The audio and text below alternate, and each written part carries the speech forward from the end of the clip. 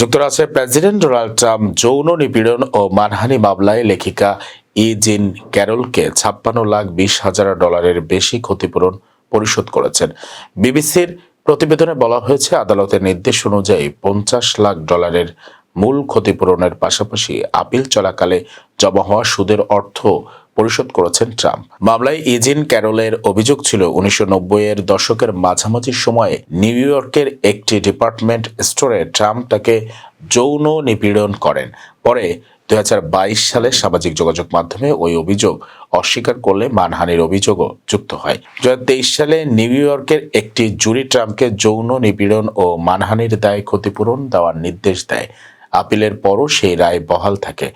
সম্প্রতি যুক্তরাষ্ট্রের supreme court মামলাটি পুনর্বিবেচনায় নিতে অস্বীকৃতি জানালে আদালতের নির্দেশে ক্ষতিপূরণের অর্থ পরিশোধ করা হয়। তবে ট্রাম্প শুরু থেকেই অভিযোগ অস্বীকার করে আসছেন। তার আইনজীবীদের দাবি, মামলাটি রাজনৈতিক উদ্দেশ্য প্রণোদিত।